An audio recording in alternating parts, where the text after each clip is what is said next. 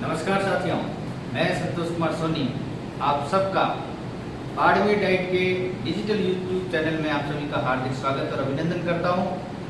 आज हम लोग बात करेंगे भारत के राष्ट्रपति की शक्तियां और उनके कार्यों के बारे में। भारत का राष्ट्रपति हम जानते हैं एक नाम मात्र की कार्यपालिका है और अपने अधीनस्थ के माध्यम से अपनी शक्तियों का उपयोग करता है। राष्ट्रपति की शक्तियां दो प्रकार की है। एक तो सामान्यकालीन शक्तियां, यानी सामान्य परिस्थितियों में जब वो अपनी शक्तियों का प्रयोग करता है वो, और दूसरा अगर किसी प्रकार की कोई आपातकालीन स्थिति देश पर आती है तो ऐसी स्थिति में राष्ट्रपति की भूमिका और ही ज्यादा महत्वपूर्ण हो जाती है। तो उस समय जो अपनी शक्तियों का प्रयोग करता है उसे हम कहते हैं आपातकालीन शक्तियां। आज हम लोग अध्ययन करेंगे राष्ट्रपति की सामान्यकालीन शक्तियों के बारे में। जो राष्ट्रपति को करनी होती है उसमें सबसे पहली जो शक्ति है वो है कार्यपालिका संबंधी शक्ति। राष्ट्रपति के द्वारा जो कार्यपालिका संबंधी शक्तियों का उपयोग किया जाता है उसमें सबसे पहली बात है कि राष्ट्रपति तीनों सेनाओं का सर्वोच्च सेनापति होता है। तीनों सेनाओं का सर्वोच्च सेनापति कौन होता है? राष्ट्रपति। इसके अलावा युद्ध या शांति जैसी भी स्थिति हो, युद्ध घोषित करने या शांति घोषित करने की अधिकार या शक्ति भी किसके पास होती है? राष्ट्रपति के पास। इसके अलावा ये महत्वपूर्ण है विभिन्न राज्यों के राज्यपालों की नियुक्ति, विदेशों के अंदर राजदूतों की नियुक्ति, हाई कोर्ट और सुप्रीम कोर्ट के न्यायाधीशों की नियुक्ति, यूपीएससी के सदस्यों की नियुक्ति तथा मंत्रियों की नियुक्ति करने की शक्ति जो है वो राष्ट्रपति के पास होती है।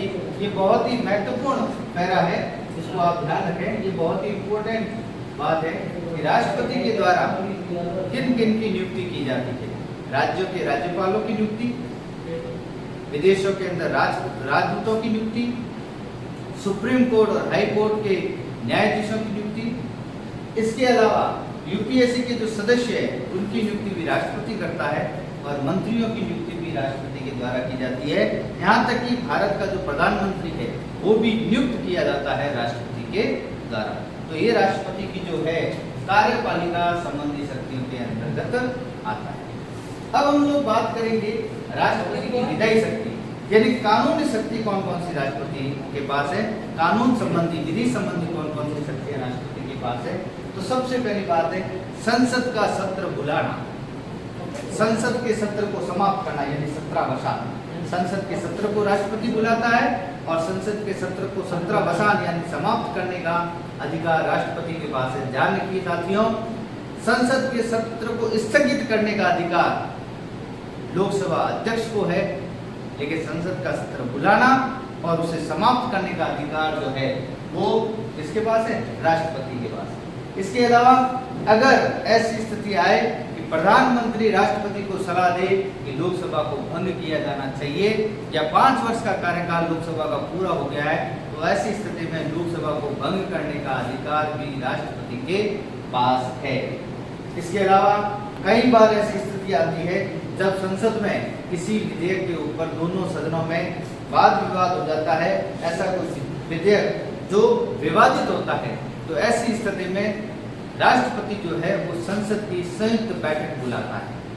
राष्ट्रपति संसद की संयुक्त बैठक बुलाता है, इस बात को ध्यान रखें। इसके अलावा राष्ट्रपति द्वारा लोकसभा में 2 एंग्लो इंडियन की मनोनीत किए जाते हैं और राज्यसभा में 12 सदस्यों को राष्ट्रपति मनोनीत करता है। और हम जानते हैं, पूर्व में अध्ययन कर चुके हैं कि ये 12 मनोनीत सदस्य जो राज्यसभा में किए जा रहे हैं समाज सेवा, विज्ञान, कला, खेल आदि के क्षेत्र से मनोनीत किए जाते हैं। इसके अलावा बहुत ही इम्पोर्टेंट बात जिसको आप अवश्य नोट करें, याद भी रखें, अनुच्छेद 123 1, 2, 3 ऐसी स्थिति में इस अनुच्छेद की शक्ति का प्रयोग करते हुए राष्ट्रपति जब संसद का सत्र नहीं चल रहा हो तो किसी विशेष कानून को बनाने की आवश्यकता हो, तो ऐसी स्थिति में अध्यादेश यानी ऑर्डिनेंस जारी करने का अधिकार राष्ट्रपति के पास है। ये बहुत इंपॉर्टेंट बात है। किस अनुच्छेद के तहत राष्ट्रपति अध्यादेश जारी करता है, ऑर्डिनेंस जारी करता है? अनुच्छेद 123। और ये कब जारी किया जाता है?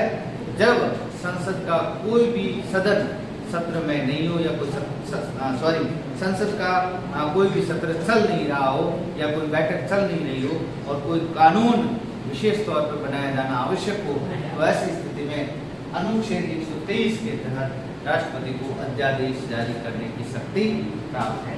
इसके अलावा लोकसभा या राज्यसभा के द्वारा कोई भी विधेयक पारित किया जाता है, जब विधेयक पारित हो जाता है दोनों सदनों में, तो उसके बाद उस विधेयक को कानून बनने के लिए उस पर राष्ट्रपति की स्वीकृति अर्थात राष्ट्रपति के हस्ताक्षर अनिवार्य है। यदि राष्ट्रपति इस पर हस्ताक्षर नहीं करता है तो ऐसी स्थिति में वह विधेयक या प्रस्ताव कानून का रूप नहीं ले पाता है।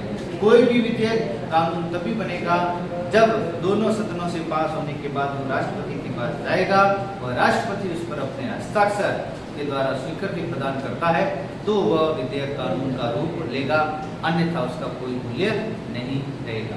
तो ये राष्ट्रपति के द्वारा जो है वो विधायी कार्य किए जाते हैं, कानून संबंधी कार्य किए जाते हैं। राष्ट्रपति के पास न्यायिक शक्ति भी है।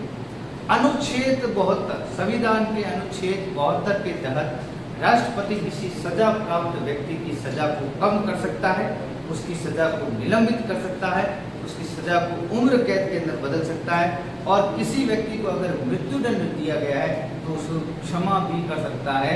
ये राष्ट्रपति के पास शक्ति है। ध्यान रखना, बहुत महत्वपूर्ण शक्ति है न्यायिक शक्ति। और ये किस स्थिति में?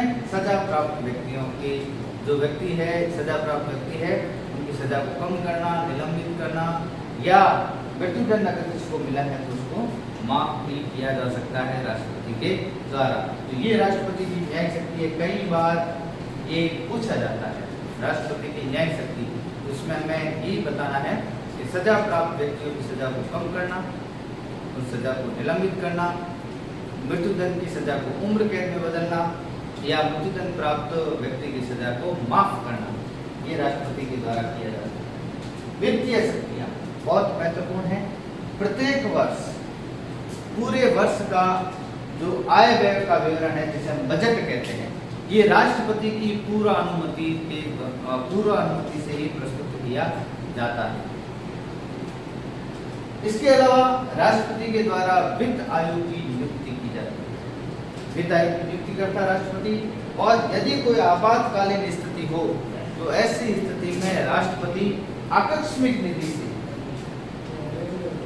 दो तरह की निधियां होती है, एक संचित निधि और एक आकस्मिक निधि।